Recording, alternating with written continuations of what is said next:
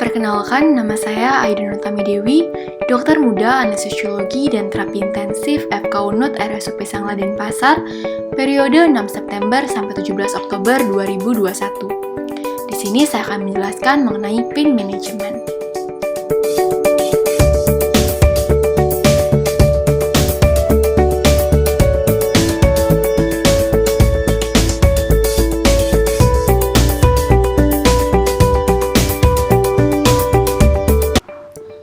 Definisi nyeri menurut The International Association for the Study of Pain atau IASP, di mana nyeri merupakan pengalaman sensoris dan emosional tidak menyenangkan yang disertai oleh kerusakan jaringan secara potensial dan juga aktual. Dari definisi ini kita mendapatkan dua asumsi perihal nyeri, yaitu yang pertama, bahwa persepsi nyeri merupakan sensasi yang tidak menyenangkan berkaitan dengan pengalaman emosional menyusul adanya kerusakan jaringan yang nyata atau pain with nociception, di mana keadaan nyeri seperti ini kita sebut juga sebagai nyeri akut. Yang kedua, bahwa perasaan yang sama atau tidak menyenangkan dapat juga terjadi tanpa disertai dengan kerusakan jaringan yang nyata atau pain with nociception, di mana keadaan nyeri seperti ini kita sebut juga sebagai nyeri kronis. Selain itu, nyeri juga berfungsi sebagai mekanisme proteksi, defensif, dan juga penunjang diagnostik, di mana yang pertama yaitu sebagai mekanisme proteksi. Rasa nyeri memungkinkan seseorang untuk bereaksi terhadap suatu trauma atau penyebab nyeri, sehingga dapat menghindari terjadinya kerusakan jaringan tubuh. Yang kedua, sebagai mekanisme defensif, di mana dari mekanisme defensif ini memungkinkan seseorang untuk imobilisasi organ tubuh yang mengalami inflamasi atau patah, sehingga rasa nyeri bisa berkurang dan bisa mempercepat dari penyembuhan. Dan yang ketiga, sebagai penunjang diagnostik atau penuntun diagnostik, di mana nyeri dapat menunjukkan daerah tertentu yang mengalami masalah, sehingga penyakit atau proses yang terjadi dapat diketahui.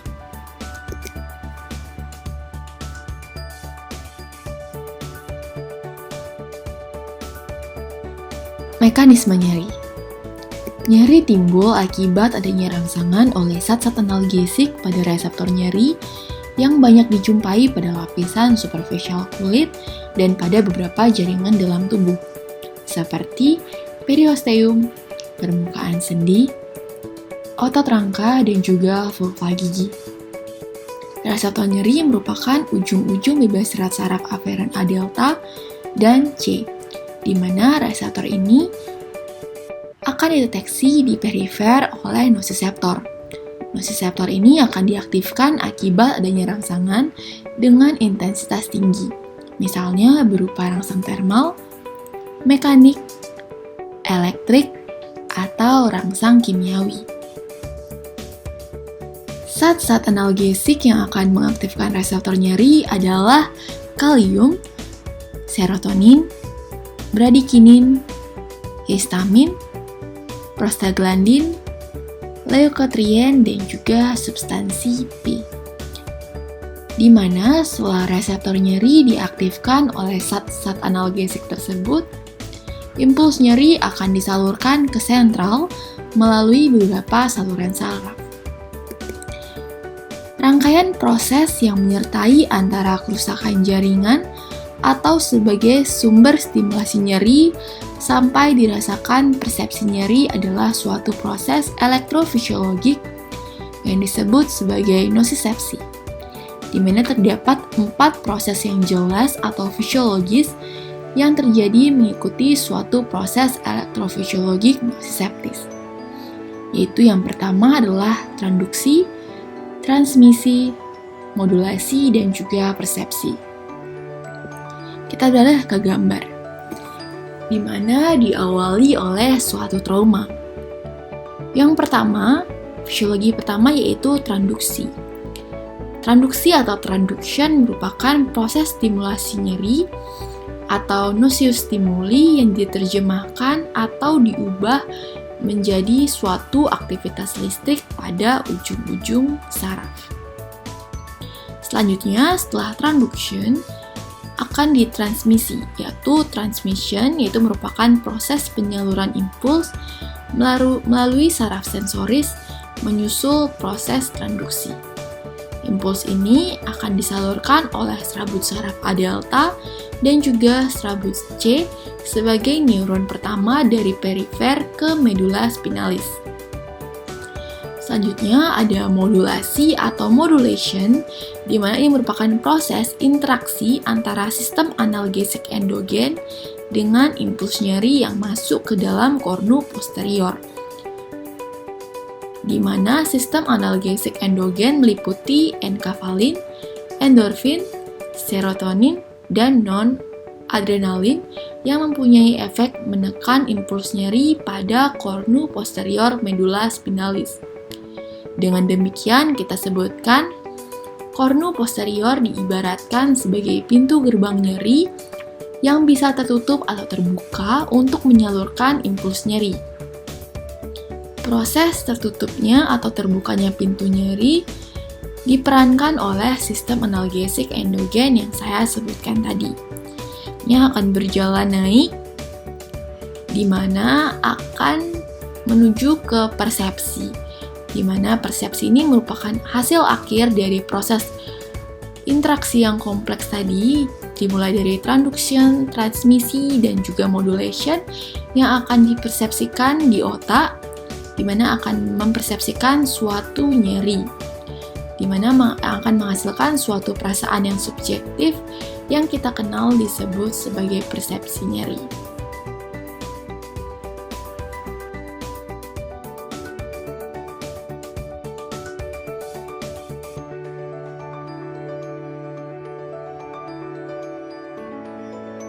Mengenai penilaian nyeri.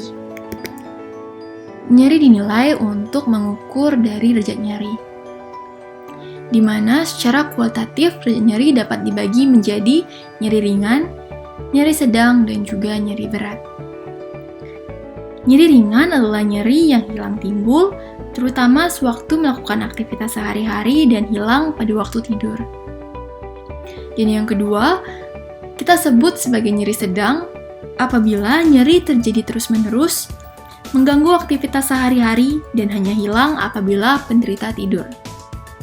Dan yang ketiga disebut nyeri berat apabila nyeri yang berlangsung terus-menerus sepanjang hari dan biasanya penderita tidak dapat tertidur atau terjaga oleh gangguan nyeri sewaktu tidur. Dalam menentukan derajat nyeri, dapat digunakan penilaian nyeri yang dapat dibagi menjadi unidimensional dan juga multidimensional. Kita akan bahas terlebih dahulu yaitu unidimensional, di mana unidimensional bertujuan untuk mengukur dari intensitas nyeri atau derajat nyeri. Biasanya digunakan pada nyeri akut dan skala yang biasa digunakan sebagai evaluasi dari pemberian analgetik.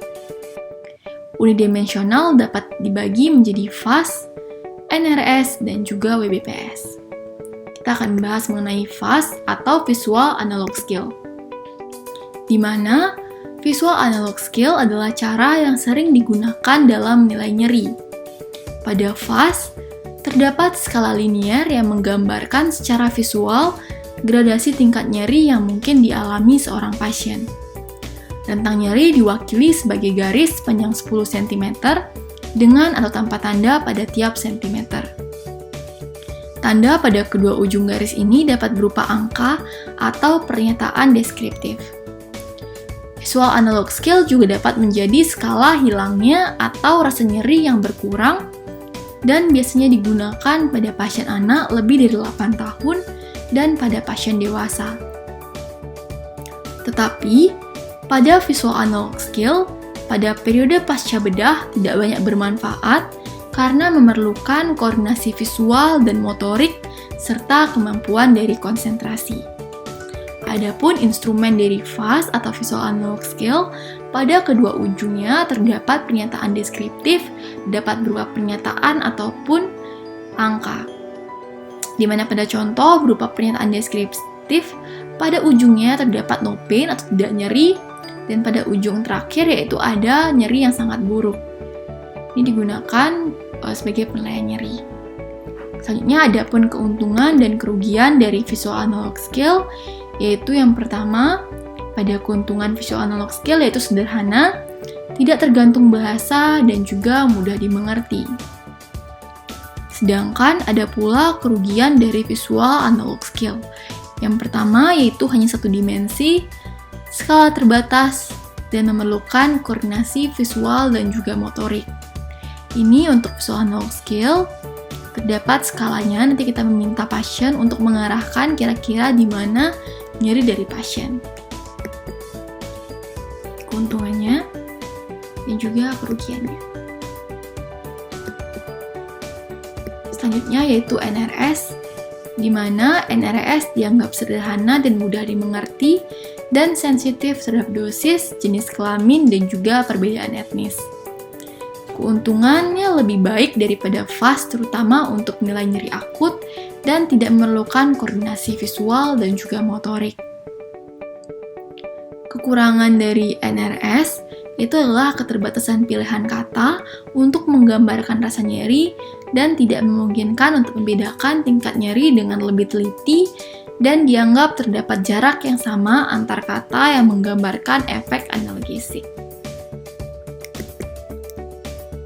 Dan yang ketiga yaitu ada Wong-Baker Pain Rating Scale, di mana digunakan pada pasien dewasa dan anak lebih dari 3 tahun yang tidak dapat menggambarkan intensitas nyerinya dengan angka.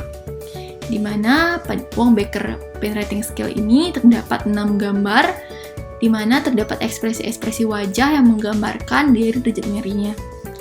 Pada gambar pertama yaitu pasien tersenyum yang artinya tidak ada nyeri. Pada gambar ketiga yaitu biasanya pasien sedikit datar, biasanya ada rasa nyeri tapi sedikit. Dan yang terakhir seperti ekspresi seperti ini dan juga menggambarkan nyeri yang sangat buruk dengan skala 10. Selanjutnya ada multidimensional, di mana multidimensional yaitu mengukur intensitas dan afektif dari rasa nyeri.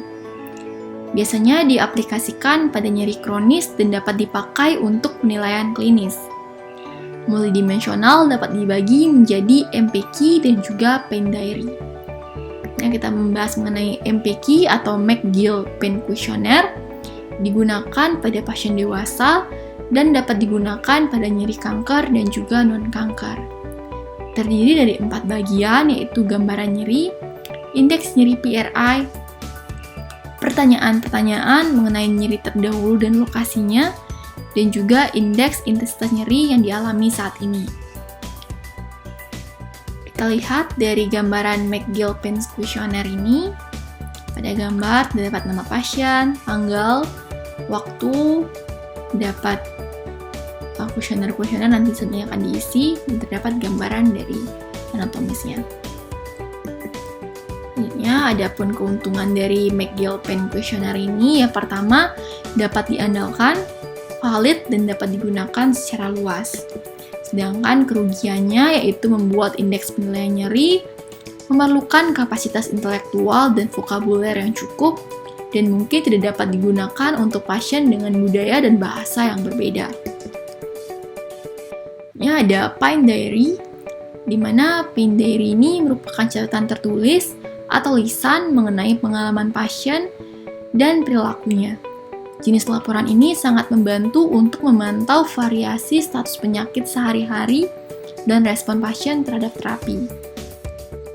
Di sini kita meminta pasien mencatat intensitas nyeri dan kaitannya dengan perilakunya, misalnya seperti aktivitas harian, tidur, aktivitas seksual, kapan menggunakan obat, makan, merawat rumah, dan aktivitas rekreasi lainnya.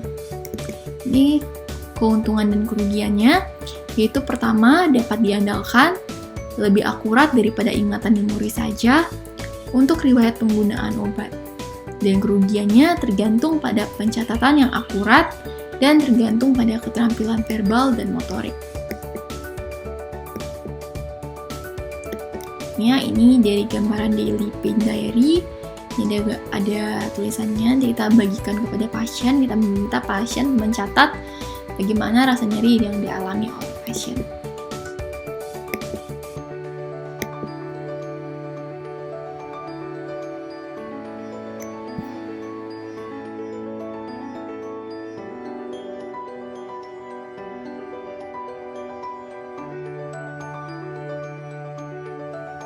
Bagaimana cara penanganan nyeri?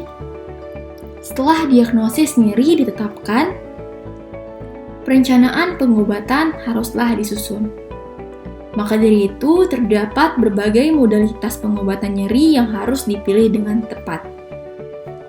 Terdapat berbagai alternatif modalitas pengobatan nyeri yang beraneka ragam dan dapat digolongkan, di mana terdapat 5 modalitas yang akan dibahas, yaitu pertama ada modalitas fisik seperti latihan fisik, pijatan, vibrasi, stimulasi kutan, tusuk jarum, perbaikan posisi, imobilisasi, dan mengubah pola hidup. Dan yang kedua ada modalitas kognitif behavioral seperti relaksasi, distraksi kognitif, mengedukasi pasien, dan juga dengan pendekatan spiritual. Dan yang ketiga, ada modalitas invasif, yaitu dengan cara pendekatan radioterapi, pembedahan, dan juga tindakan blok saraf. Dan yang keempat, ada modalitas psikoterapi yang dilakukan secara terstruktur dan terencana, khususnya pada penderita yang mengalami depresi dan berpikir ke arah bunuh diri. Dan yang terakhir ada modalitas farmakoterapi, di mana pada modalitas farmakoterapi mengikuti dari WHO 3-step analgesic ladder atau tangga analgesik WHO. Di mana pada video ini kita akan membahas mengenai WHO Step Ladder, di mana secara garis besar strategi terapi farmakologi mengikuti dari WHO 3-step analgesic ladder, di mana terdapat 3 langkah tangga analgesik menurut WHO, seperti ada step 1, step 2, dan juga step 3. Di mana pada nyeri akut, dia akan mengikuti langkah tangga ke bawah, dari atas ke bawah, itu dari step 3, step 2, dan juga step 1. Ini pada nyeri akut. Sedangkan pada nyeri kronik, mengikuti langkah dari bawah ke atas, yaitu ada step mulai dari step 1, step 2, dan juga step 3. Pada setiap langkah, kita dapat menambahkan adjuvan atau obat pembantu yang khususnya dapat meningkatkan dari efektivitas analgesik, memberantas gejala-gejala yang menyertai, dan bertindak sebagai obat tersendiri terhadap tipe-tipe nyeri tertentu. Di mana kita akan membahas dari step-stepnya, yaitu tahap pertama, dengan menggunakan obat analgetik non-opiat seperti NSAID atau COX-2 specific inhibitor. Apabila masih nyeri, kita naik ke tangga atau langkah kedua, di mana diberikan obat-obatan seperti pada tahap 1, ditambahkan obat opioid lemah yang diberikan secara intermiten seperti kodein. Dan yang ketiga, apabila ternyata nyeri masih belum reda atau tetap ada, maka kita lanjutkan ke langkah ketiga, yaitu dengan memberikan obat pada tahap 2 ditambah opiat yang lebih kuat atau lebih keras seperti morfin. Dimana ini ada contoh-contoh dari obat-obatannya. Kita akan bahas mengenai analgesik non-opioid, di mana ada analgesik umum, contohnya seperti aspirin atau paracetamol. Dan yang kedua ada NSAID atau non-selective COX inhibitor, contohnya seperti ibuprofen, ketoprofen, dan juga naproxen. Dan yang ketiga ada natrium diklofenak, contohnya yaitu indometasin, ketorolac, piroxicam, dan juga asam mefenamat. Dan yang keempat ada NSAID yang selektif terhadap COX-2 inhibitor, contohnya yaitu seperti kelecoxib, parecoxib, dan juga rofecoxib. Selanjutnya, kita akan bahas mengenai analgesik opioid, di mana terdapat opioid lemah dan juga opioid untuk nyeri berat. Contoh dari opioid lemah yaitu adalah kodein, dan juga opioid untuk nyeri berat dibagi lagi menjadi 3. Yang pertama adalah morphine-like agonis, contohnya yaitu morfin, hidromorphone, metadon, oxycodone, fentanyl transdermal, dan levorpanol. Dan yang kedua ada partial agonis, contohnya seperti buprenorfin. Dan yang ketiga ada mixed agonis antagonis, contohnya yaitu pentasokin, nalbuphine, dan juga butorphanol. Selanjutnya ada pun contoh-contoh dari obat adjuvan atau obat pembantu. Itu yang pertama ada kortikosteroid sebagai efek antiinflamasi, antikonvulsan yang bisa diberikan pada nyeri-nyeri neuropatik, ada antidepresan seperti golongan SSRI, neuroleptik, dan juga psikostimulan. Dengan pengobatan dan pendekatan yang adekuat, menyebabkan nyeri menjadi berkurang dan tidak ditemukan adanya komplikasi lebih lanjut terkait nyeri.